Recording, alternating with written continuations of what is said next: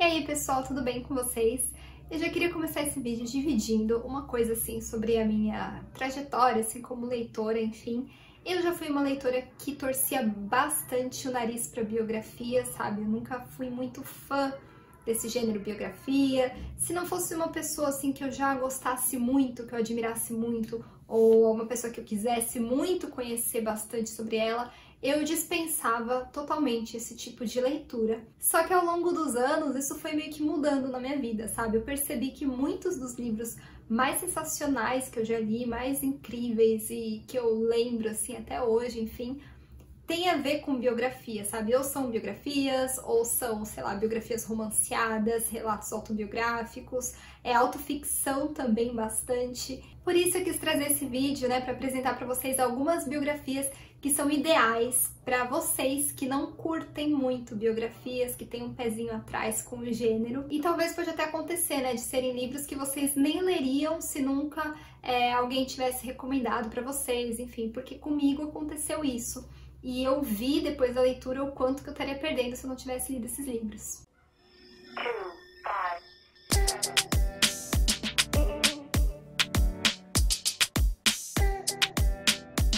Eu já tinha gravado um vídeo com esse tema, assim, faz alguns anos, né? Foi lá mais ou menos no início de 2015, mas eu quis trazer esse tema de volta, dar uma reciclada, assim, no conteúdo, sabe? Trazer mais títulos, livros que agregaram bastante pra mim, que eu acho que podem agregar pra vocês também. E esse é um vídeo que vai ser dividido em duas partes, né? Então essa é a parte 1. Eu trouxe uma listinha aqui com 6 biografias, que são muito especiais, por quê? Porque elas não se atêm a contar só os fatos da vida dessas pessoas biografadas ou desses autores, né, no caso de autobiografias, mas também contam ótimas histórias e principalmente trazem temas muito importantes na roda, sabe? Levantam questões muito importantes. O primeiro desses livros é Instrumental, do James Rhodes, publicado pela Rádio Londres, aqui no Brasil, e talvez vocês se lembrem, né, desse nome, James Rhodes, e também desse livro, porque esse cara foi entrevistado no programa do Bial em agosto do ano passado. O James Rhodes, ele é um pianista britânico e aqui ele conta a vida dele, né? Como que quando ele era criança, durante 5 anos, ele sofreu estupro do professor de educação física dele e isso, claro, né, trouxe consequências horríveis para a vida dele, trouxe marcas que ele carrega até hoje. Mas além disso, aqui ele fala também como a música clássica salvou a vida dele, sabe? Quando nem ele mesmo queria saber mais nada da própria vida. A gente acompanha algumas dificuldades, né, da vida de James Rhodes, como, por exemplo, internações em clínicas psiquiátricas, uso de drogas, tentativas de tirar a própria vida e, sei lá, o casamento fracassado. Mas no meio disso tudo, ele também mostra pra gente a relação que ele tem e que ele foi construindo cada vez mais com a música clássica. Inclusive, ele tira a música clássica daquela aura elitizada, sabe? Aquela coisa meio sagrada que todo mundo tá meio acostumado a ver e que até distancia as pessoas. E ele mostra uma faceta mais acessível da música clássica e dos grandes compositores também, sabe? Uma faceta que meio que fascina, sabe, as pessoas e principalmente aquelas pessoas que não conhecem quase nada de música clássica, que não têm contato com isso, como foi o meu caso, sabe? Que eu não sei lufas de música clássica e mesmo assim eu achei muito incrível tudo que ele fala sobre a música clássica aqui.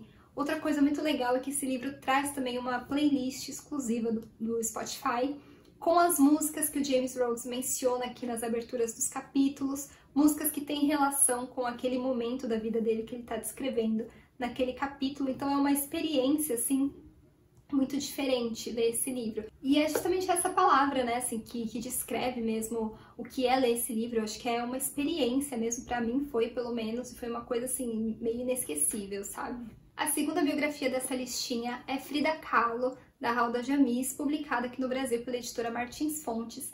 Essa minha edição, na verdade, é em espanhol, que eu comprei numa viagem e foi bem antes dela ser lançada aqui no Brasil. Então, inclusive, quando eu comprei, eu nem sabia se esse livro viria para o Brasil ou não. E para quem acompanha aqui o canal há menos tempo, talvez não saiba disso, porque faz muito tempo assim que eu falei sobre isso, enfim. Mas eu sou uma grande admiradora da Frida desde, eu acho que do meu tempo assim de faculdade, sabe? Eu acho que o primeiro contato que eu tive com a Frida e com as obras dela foi por volta, assim, de 2005 ou 2006, se eu não me engano, sabe? E foi uma coisa muito forte na minha vida, porque pela primeira vez eu tive contato com uma figura de uma mulher forte, sabe? Que ia contra, assim, tudo que a sociedade colocava e impõe, né, como o papel da mulher, enfim. A Frida, ela falava de coisas que ninguém falava, sabe? Por meio das obras dela, por meio das coisas que ela fazia também, do que ela defendia e acreditava. Então, ela falou sobre aborto espontâneo nas suas obras, ela também falava sobre bissexualidade, que era uma coisa que ela tinha na vida dela. E mesmo que ela mesma nunca tenha se definido como feminista, muitas das atitudes dela e do que ela acreditava meio que mostram esse lado dela, sabe? Então, ou seja, né, eu tenho uma relação muito forte, muito intensa, muito pessoal com a figura da Frida, ela como pessoa também, e com as obras dela, que sempre, desde que eu conheci, né, sempre me tocam muito. E justamente por causa disso, né, eu tenho alguns livros, né, uma pequena coleçãozinha, assim, de coisas da Frida, que não é muita coisa, né, é bem pequena mesmo, mas são coisas que pra mim tem muito valor, tem muito sentido.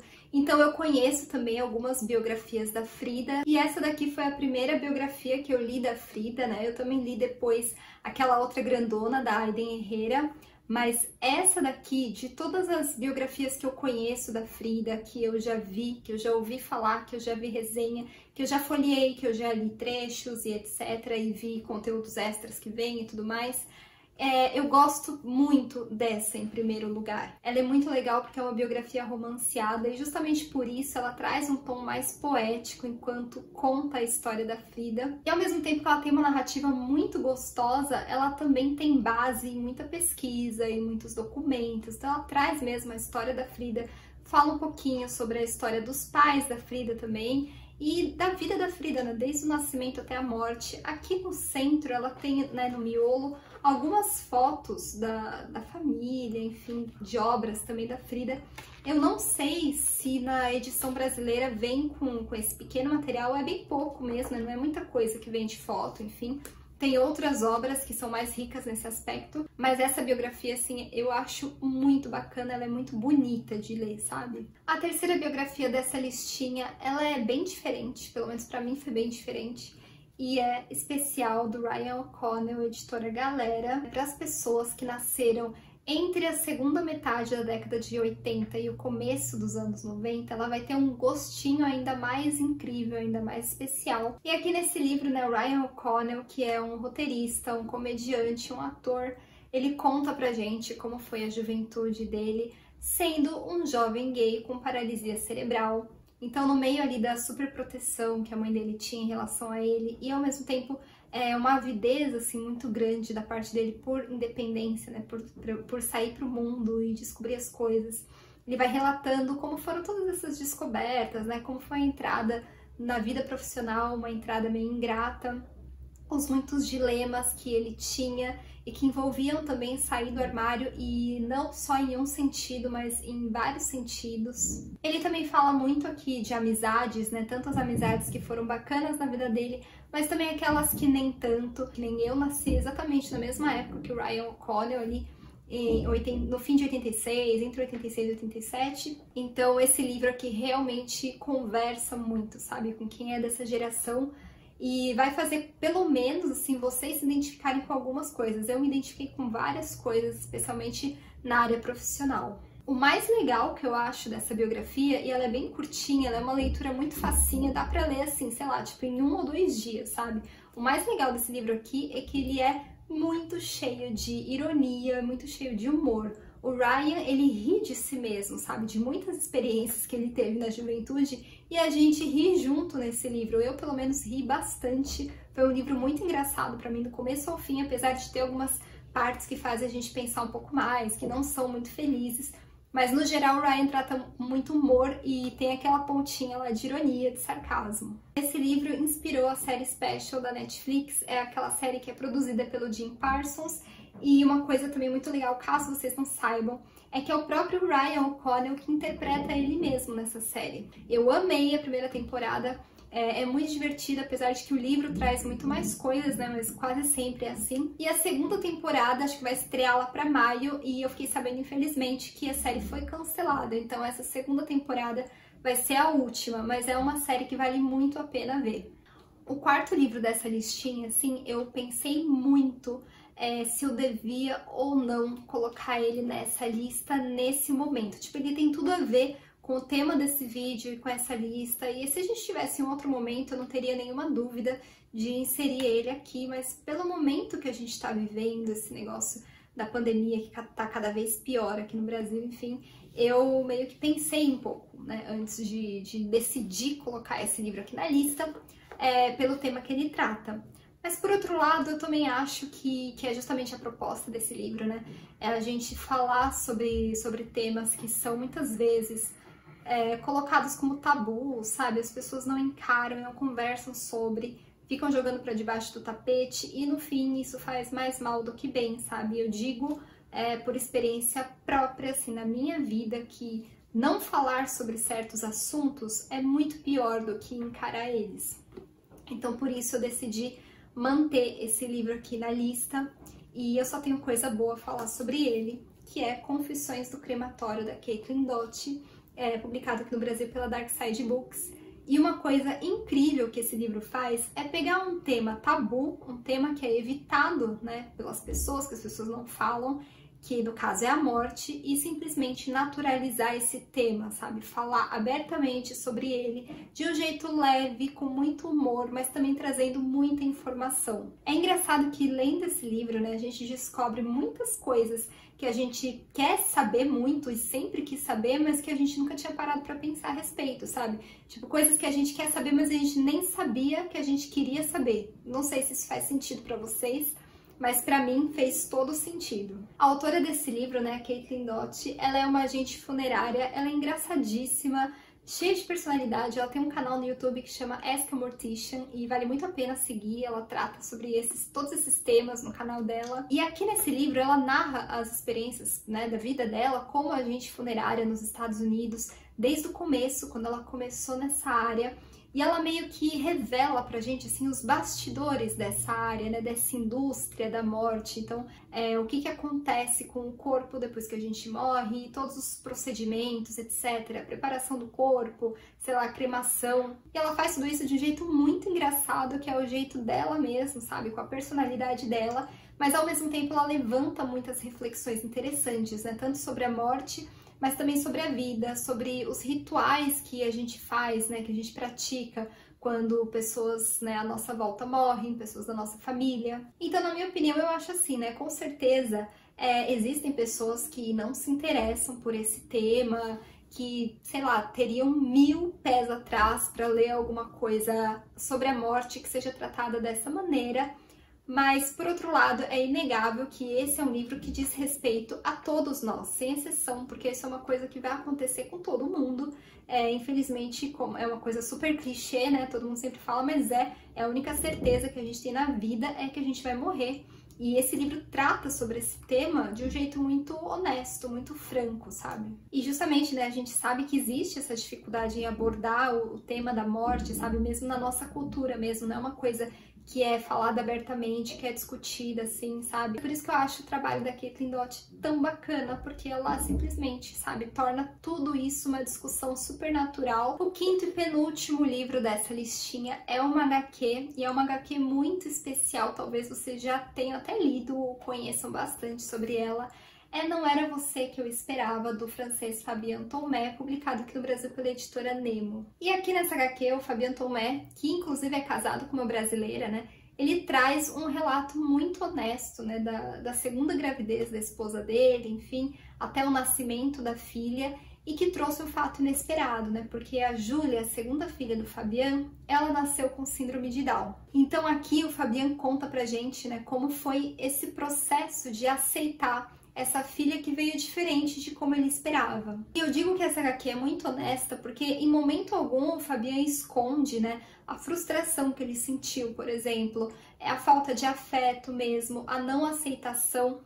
E ele foi construindo, né, essa relação com a filha dele aos poucos, né, depois que ela nasceu, porque primeiro ele viveu todo um luto mesmo, sabe, daquela filha idealizada que eles tinham na cabeça desde a época da gravidez e tudo mais, e depois ela passou a não existir quando chegou a Júlia e que ela era diferente do que eles esperavam que ela fosse. Então, no fim das contas, a gente encontra aqui uma história muito bonita, né? Uma história de amor e é um amor que ele foi sendo formado, foi sendo construído aos pouquinhos, né, com a aceitação gradual do Fabian e com essa aproximação dele com a filha dele. E o formato de HQ eu acho muito especial para contar esse tipo de história, né, e histórias autobiográficas de uma certa forma, porque eu acho que traz a gente mais para perto, sabe? Pelo menos eu me sinto assim, ainda mais pelas ilustrações, pela forma como o Fabian retrata ele mesmo, a família dele. E o último livro aqui da nossa lista de biografias, para quem não curte tanto biografias, é Moulin Rouge, do Pierre Lamoure, e publicado aqui no Brasil pela editora Itatiaia. Antes de tudo, esse livro ele não tem nada a ver, não é a história do musical que a gente conhece, Moulin Rouge, que aliás é um dos meus filmes preferidos, assim, não é o meu filme preferido, mas já foi o meu filme preferido, e hoje em dia ele tá meio que nos meus top 5 ou top 10 filmes preferidos da minha vida. Esse livro, na verdade, é a biografia romanceada do pintor Toulouse-Lautrec, é um pintor francês, pós-impressionista, e ele é bastante conhecido, na verdade, pelos cartazes que ele pintava para o Moulin Rouge, e além disso ele era um frequentador muito assíduo do Moulin Rouge, enfim. Ele passou muitas coisas da vida dele no entorno ali do cabaré. Ele é conhecido também pelos fracassos amorosos, na verdade pelos amores platônicos não correspondidos que ele tinha, pelo vício em álcool também e pela doença que ele tinha, né? Quando ele era criança, ele teve uma doença que impediu o corpo dele de se desenvolver do jeito mais adequado, então as pernas dele não se desenvolveram. Ele tinha pernas de criança e o restante do corpo foi se desenvolvendo, enfim. Essa biografia ela é especialmente gostosa, além da narrativa ser gostosa também, mas porque o Toulouse ele tem uma interação com vários outros artistas da época, artistas que a gente conhece, tipo Van Gogh, sabe? E a gente encontra então essas figuras aqui. E apesar de ser uma história bastante triste, eu não vou mentir pra vocês, é uma história bem dramática mesmo, mas eu acho que ela vai agradar muito quem curte assim, essa vibe da Belle Époque parisiense, né, fim do século XIX. E uma coisa bem curiosa também é que esse personagem, né, que existiu de verdade, o Toulouse-Lautrec, ele aparece no filme Moulin Rouge, aquele musical que a gente conhece do Baz Luhrmann. Ele aparece assim, tipo, meio que coadjuvante, assim, né, acompanhando lá a história do casal principal, né, ele frequenta o cabaré. Outra coisa é que essa biografia também tem um filme que se chama também Moulin Rouge, é um filme de 1952 e ganhou 2 Oscars, é dirigido pelo John Huston. Eu nunca vi esse filme, mas eu tenho bastante curiosidade. Ele não é um livro fácil de achar, mas por algum acaso vocês encontrarem ele em algum sebo aí da vida, ou para troca no Scooby, sei lá, na estante virtual, levem esse livro, porque vai valer muito a pena, com toda certeza, eu garanto pra vocês. Se vocês não gostarem, depois de repente vocês podem trocar, vocês podem vender, sei lá, mas não percam a oportunidade de ter esse livro. Eu tava dando uma pesquisada na internet e eu encontrei um exemplar dele na estante virtual, inclusive eu vou deixar o link aqui na descrição, junto com o link de todos os outros livros que eu mencionei aqui nesse vídeo. Então é isso, gente, esse vídeo chegou ao fim. Estes foram os livros, as 6 biografias que eu recomendo para você que não curte tanto biografia ou que acha que não curte tanto biografia, porque eu tenho certeza que vocês vão mudar de ideia depois de ler alguns desses livros. E é isso, lembrando que esse vídeo é só a parte 1, vai ter a parte 2 com outros 6 livros, outras 6 biografias. Se vocês gostaram desse vídeo, não se esqueçam de dar um gostei, de se inscrever aqui no canal e de assinar lá o sininho das notificações pra gente continuar a nossa conversa. E lembrando que caso vocês se interessem por algum desses livros e queiram usar os links que eu deixei aqui na descrição para comprar eles na Amazon, vocês ajudam muito mesmo o canal e esse projeto literário como um todo, usando os meus links, e vocês não pagam nada a mais por isso. Para quem for usar, eu já agradeço de todo o coração. Então é isso, a gente se vê na segunda parte desse vídeo, ou no próximo vídeo, eu não sei se vai ser, enfim, seguidinho que eu vou postar, mas é isso, a gente se vê. Um beijão e até mais!